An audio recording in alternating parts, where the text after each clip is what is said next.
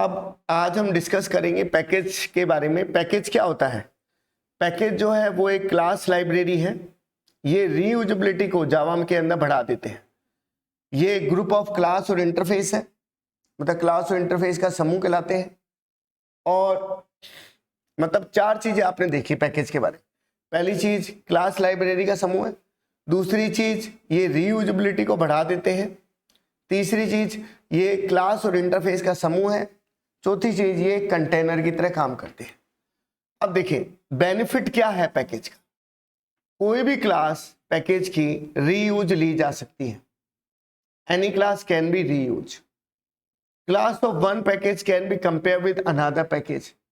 Class एक package की class को आप दूसरे पैकेज के साथ में कंपेयर कर सकते हैं। ये सब पैकेज के फायदे हैं। दो अलग अलग पैकेज सेम नाम की क्लास भी रख सकती है। और अगर आप चाहें तो प्राइवेट कीवर्ड के द्वारा क्लास को हाइड भी कर सकते हैं।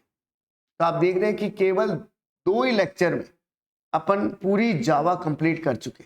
अगर आप ये 2 ही लेक्चर फास्ट वाले अगर आप देख लो तो आपका फास्ट रिवीजन हो जाएगा पूरी कंप्लीट जावा का।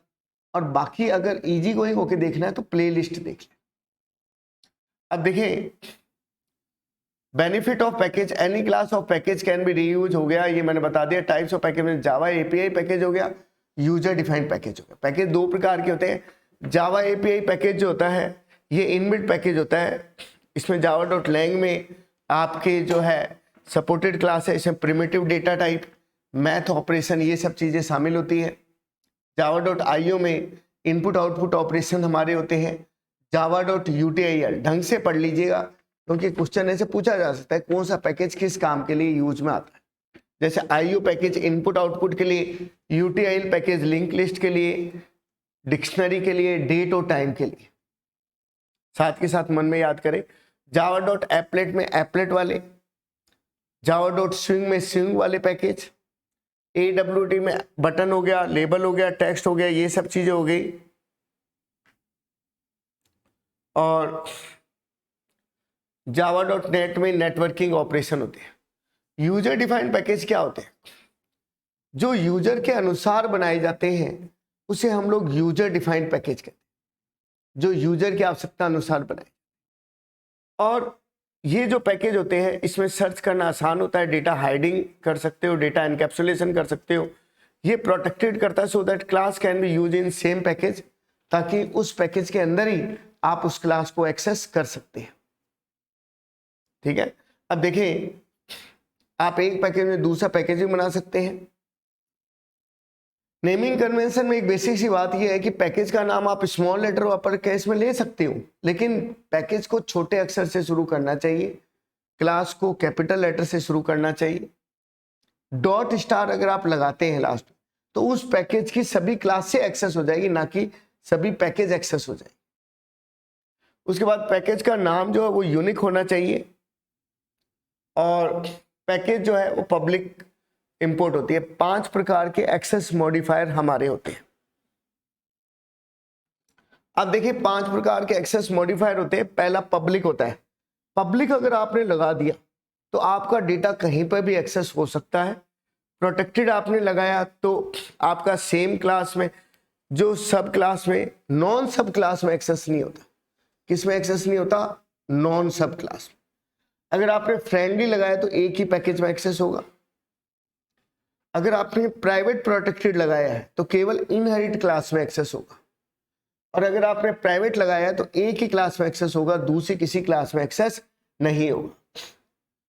स्टेप्स क्या क्या होते हैं पैकेज को बनाने के लिए? सबसे पहले आप पैकेज बनाएंगे, एक फोल्डर बनाते हैं, उसके अंदर आप एक क्लास बनाते हैं, उसके अंदर आप एक फंक्शन बनाते हैं, और उसके बाद आप दूसरी मेन क्लास बनाते हैं। अगर आपने कभी रन करके देखा हो, अगर आप केवल थ्योरी से ही काम चला रहे हैं तो आपका कुछ नहीं हो। अब देखें पैकेज रन करना भी अपने आप में बहुत मुश्किल काम है। कईयों को तो पता ही नहीं है, बार बार पढ़े जा रहे हैं। Import pk dot star class ABC आपने लिए, F7 OB बराबर न्यू F7, ऊपर वाली क्लास का अपन एक ऑब्जेक्ट बनाए। OB डॉट फन, फन ऊपर वाला फंक्शन कॉल हो जाए। तो प्रैक्टिकली अगर आपको जरूरत पड़े तो मुझे बता देना, मैं प्रैक्टिकली प्रोग्राम भी रन करके आपको वीडियो बना देंगे। अब देखिए ये आपके पैकेज हो गया। नेस्टेड पैकेज भी बना सकते हैं। देखो इसने बच्चे ने पहले डायग्राम बनाया pk1, उसके अंदर pk2, उसके अंदर क्लास, फिर उसके अंदर फंक्शन बनाया। वैसे इसने देखें एक pk1 के अंदर डॉट pk2 कर लिया, उसके अंदर आपने क्लास बनाई, पब्लिक वॉइड फन लिखा, फन फंक्शन हुआ, pk1 dot pk2 dot star किया, पब्लिक स्टैटिक वॉइड में f1 ob बराबर न्यू f1 और ob1 डॉट फन फंक्शन को आपने क्या कर लिया, कॉल कर लिया। मल्टीपल पैकेज भी हो सकते हैं, 2 पैकेज, उसके अंदर एक क्लास, इसमें 2 क्लास, कोई दिक्कत नहीं है। पैकेज pk1 लिया, पब्लिक क्लास f1 ले ली, उसमें वॉइड fun1 ले लिया, वॉइड fun2 ले लिया, 2 फंक्शन ले लिए।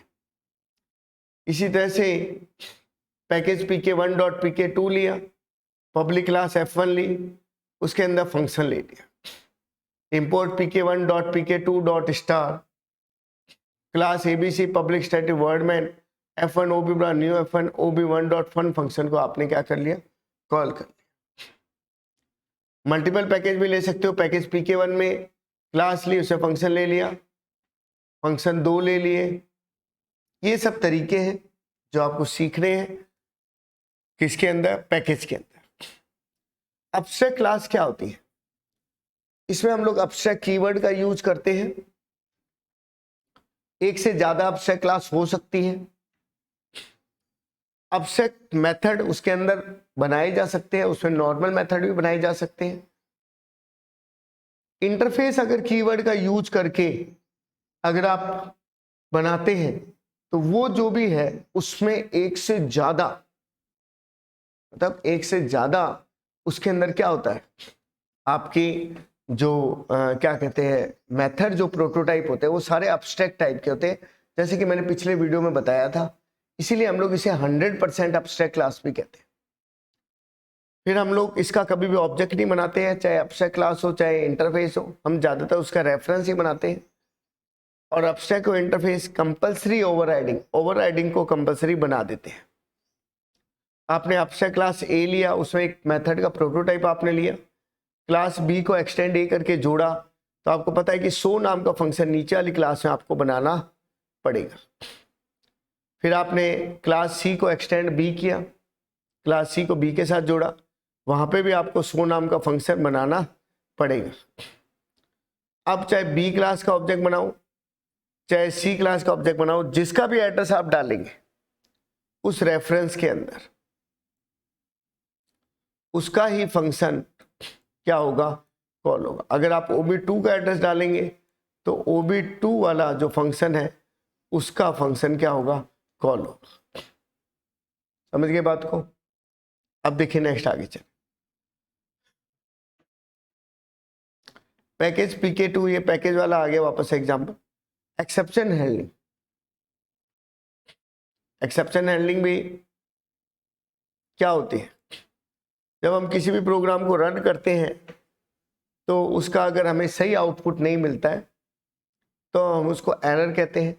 और एरर जो होती है वो 2 कैटेगरी में बंटी होती है, एक कंपाइल टाइम होती है और एक क्या होती है, रन टाइम होती है। कंपाइल टाइम जो एरर जो होती है वो कंपाइलेशन के समय ही हमें एरर का क्या लग जाता है, पता लग जाता है,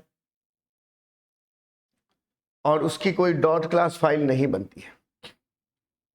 और अगर आप सेमीकोलन भूल गए, ब्रैकेट लगाना भूल गए, आइडेंटिफायर या कीवर्ड का नाम आपने गलत यूज कर लिया, डबल कोटेशन गलत यूज कर लिया, अनडिक्लेयर वेरिएबल आपने गलत यूज कर लिए, गलत रेफरेंस आपने यूज कर लिया, डबल इक्वल टू के लिए सिंगल इक्वल टू यूज कर लिया, तो ये सारी चीजें आपको क्या करेगी, कंपाइल टाइम एरर देगी, जिसके कारण आपकी डॉट क्लास फाइल नहीं बनेगी।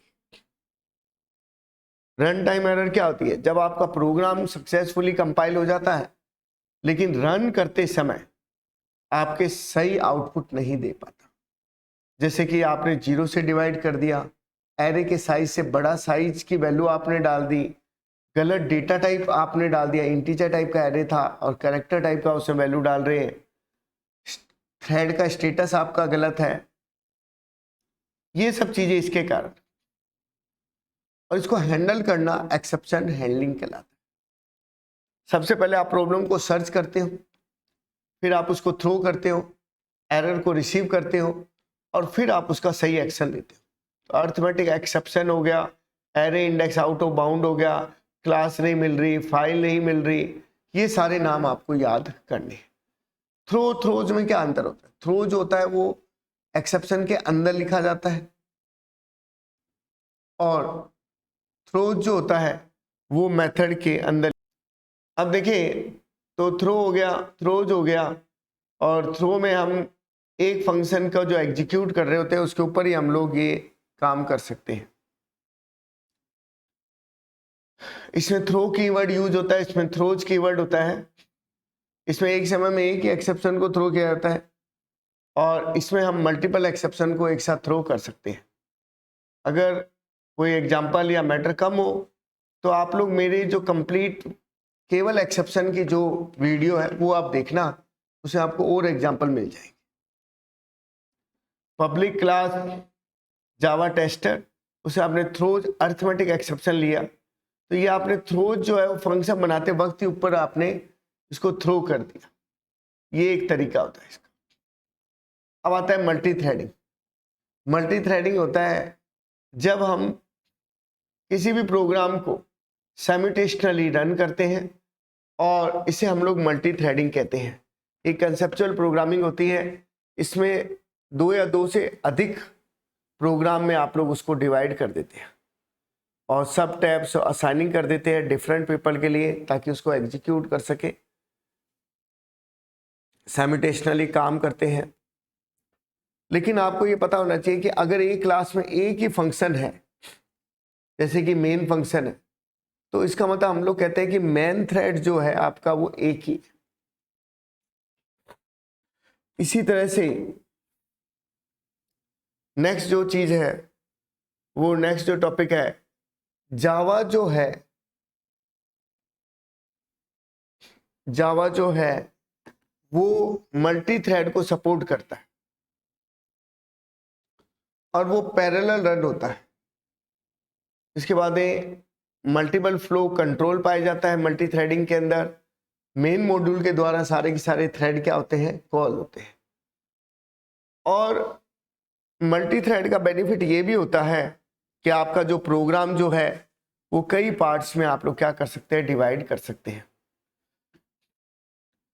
जैसे कई बार हम देखते हैं कि कुछ प्रोग्राम जो है बैकग्राउंड में रन होते हैं, कुछ फोरग्राउंड में रन होते हैं, तो वो भी मल्टी थ्रेडिंग का ही एग्जाम्पल है। जावा रन करने के लिए जावा इनेबल ब्राउजर का यूज करती है, जिसे हम लोग हॉट जावा कहते हैं। अब इसमें थ्रेड का लाइफ साइकिल की अगर बात करें तो न्यू बोर्न हो गया, रनेबल हो गया, रनिंग हो गया, ब्लॉक हो गया, डेड हो गया। न्यू बोर्न में आप लोग थ्रेड को क्रिएट करते हैं, उसके लिए मेमोरी देते हैं और फिर स्टार्ट मेथड के द्वारा जब आप कॉल करते हैं तब वो रन मेथड क्या होता है, आपका कॉल होता है। अगर आप उसी समय स्टॉप मेथड यूज कर लें तो वो आपका प्री मैच्योर डेथ कराए। इसी तरह से रनेबल स्टेज होती है, उसमें एग्जीक्यूट होने के लिए तैयार हो जाता है और अगर सबके सब इक्वल प्रायोरिटी के हो तब हम लोग टाइम स्लॉट का यूज करते हैं, जो कि राउंड रोबिन मेथड का जो क्या लेता है, यूज लेता है और उसके अंदर first come first serve method चलता है।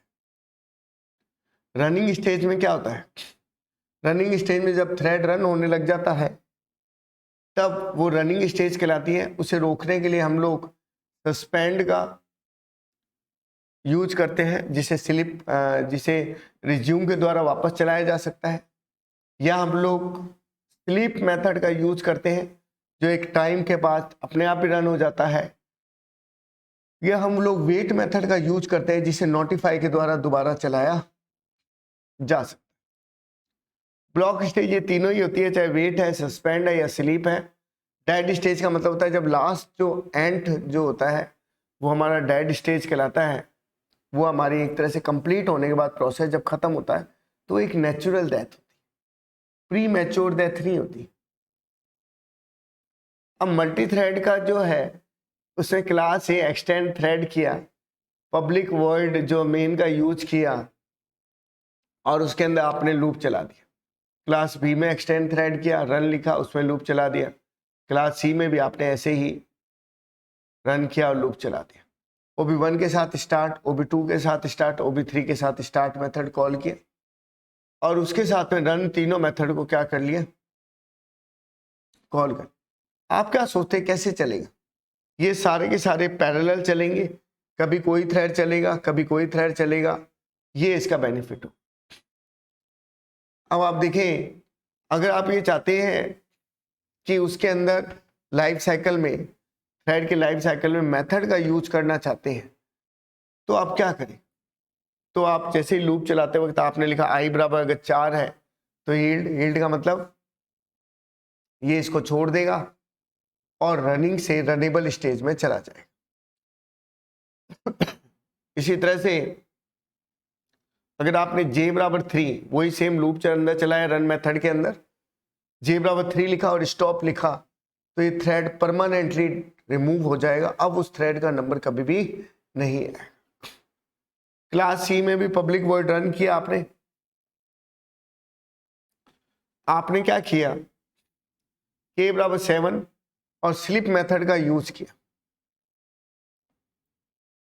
और स्लिप मेथड के यूज की वजह से वो 2000 मिली सेकेंड के अंदर जो है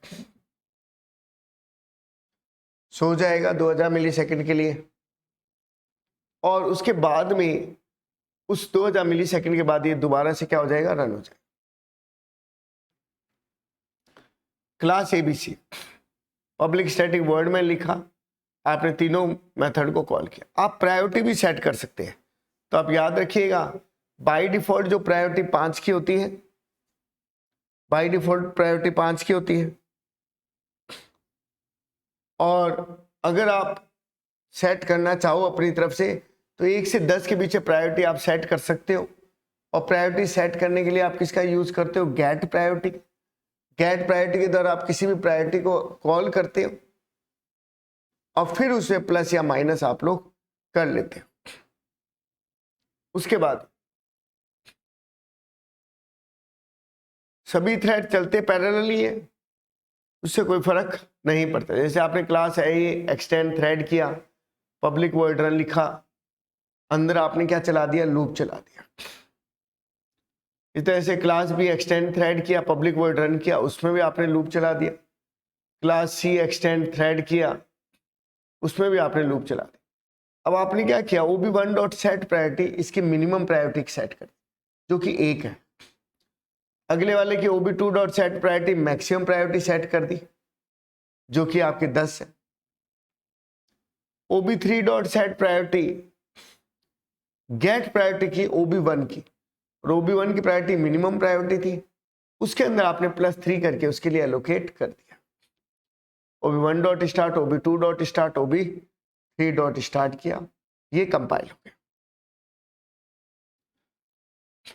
आप रनेबल इंटरफेस का भी उपयोग लेके जावा के अंदर थ्रेड को बना सकते हैं। अगर आपसे पूछा जाए कि थ्रेड बनाने के कितने तरीके हैं, तो आप कहेंगे एक्सटेंड थ्रेड के द्वारा भी बना सकते हैं और इंप्लीमेंट्स रनेबल के द्वारा भी बना सकते हैं।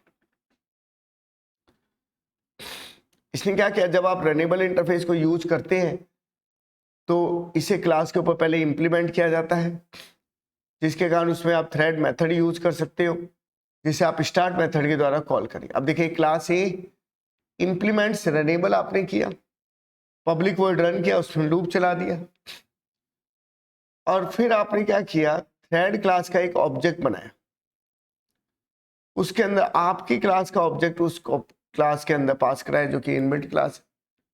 अब जो नया ऑब्जेक्ट बना है उसके साथ में स्टार्ट मेथड को आपने क्या कर लिया, कॉल कर लिया। तो ये क्या करेगा, ऊपर रन मेथड को क्या कर लेगा, कॉल कर लेगा।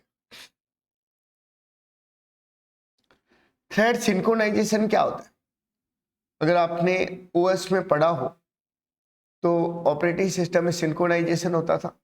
मतलब यही है कि जब डेडलॉक की कंडीशन आ जाती है, तो क्यों आती है, क्योंकि सब थ्रेड अपना प्रोसेस करना चाह रहे होते हैं, तब कौन सी कंडीशन आती है, डेडलॉक की कंडीशन।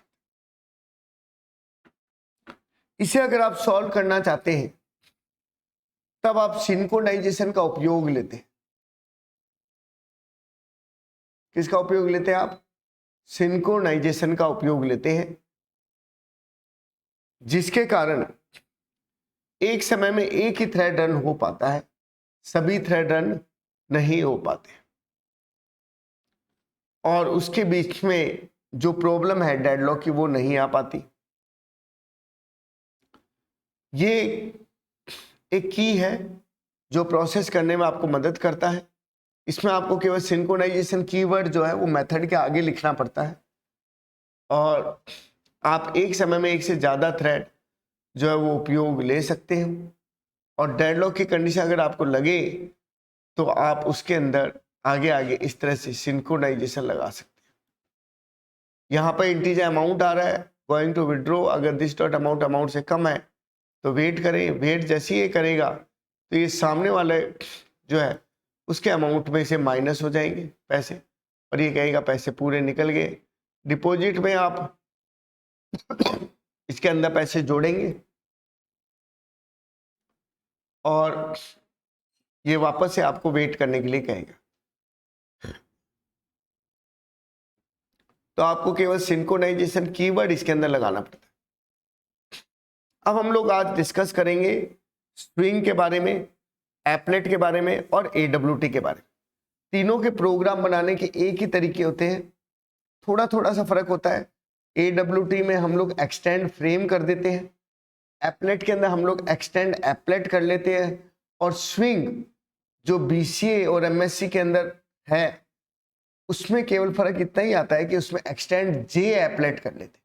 प्रोग्राम वही होंगे, टॉपिक भी वही रहते हैं, और कोडिंग करने में भी कोई बदलाव नहीं आता।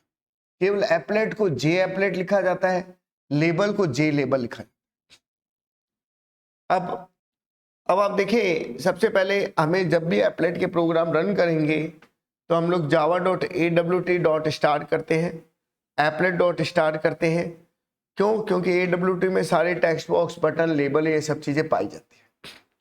ये मेथड जो है वो भी सब उसे पाया जाता है। एप्लेट जो है वो एक एज ए कंटेनर की तरह काम करता है, जिसे आप एक्सटेंड एप्लेट करते हैं।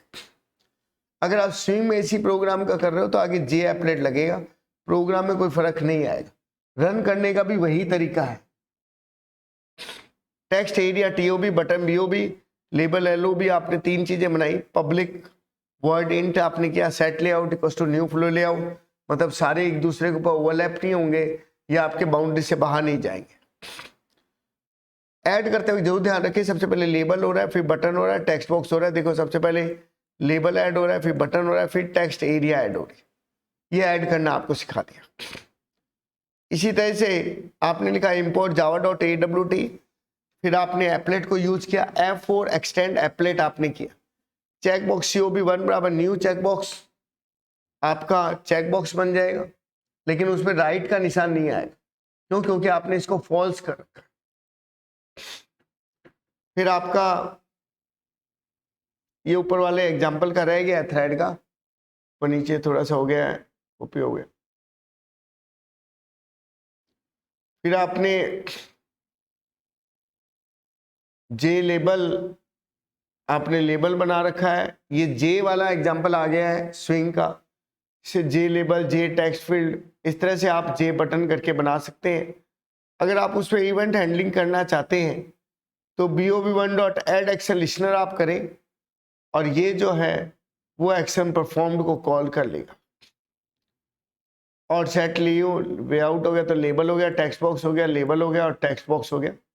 ज़्यादा बेटर यही रहेगा कि आप मेरे जो कंप्लीट वाला वीडियो है, जो ईजी बना रखे, वो आप देख लें, क्योंकि कई जगह पूरे नहीं है। e.getSource बराबर bob1 हुआ, जैसे उसके बराबर हुआ तो प्रोसेस कर दे। अब आपका चेकबॉक्स वाला जो एग्जांपल मैं ऊपर लेके चल रहा था, ये रहा। आपने क्या किया? सबसे पहले देखो java.awt, java.applet, F4 extend applet किया, एक COB1 रीडिंग बनाया,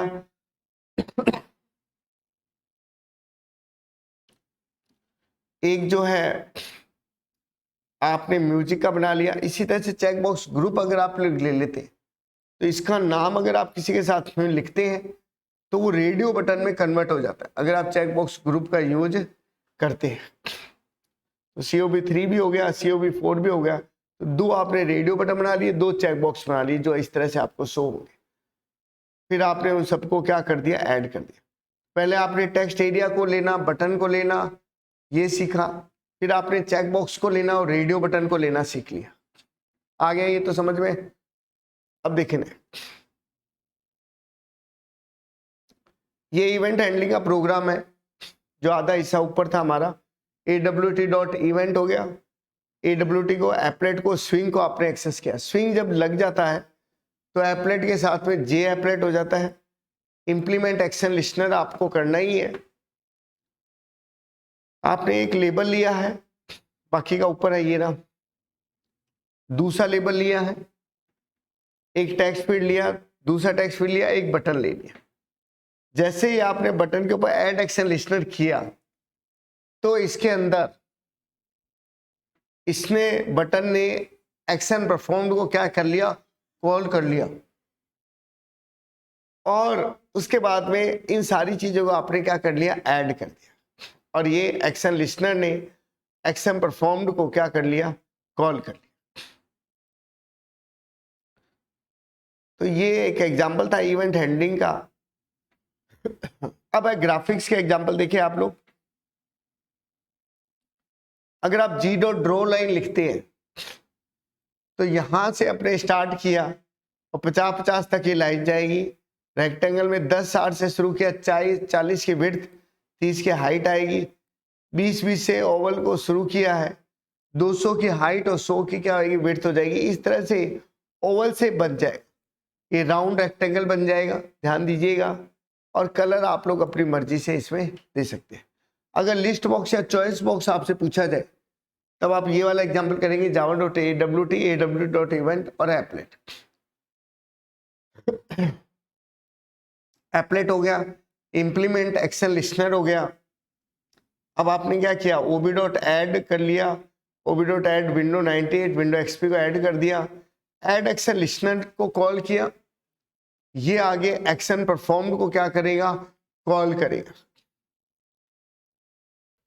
तो इसके अंदर यही है कि आपने जैसे उसको कॉल किया था लिस्ट वाले को, तो एक्शन परफॉर्म्ड कॉल हुआ, उसमें एक्शन इवेंट हुआ जिसमें रीपेंट होने से ग्राफिक्स कॉल हुआ और ob.selected आइटम की वजह से वो जुड़ के मैसेज के रूप में शो हो गया।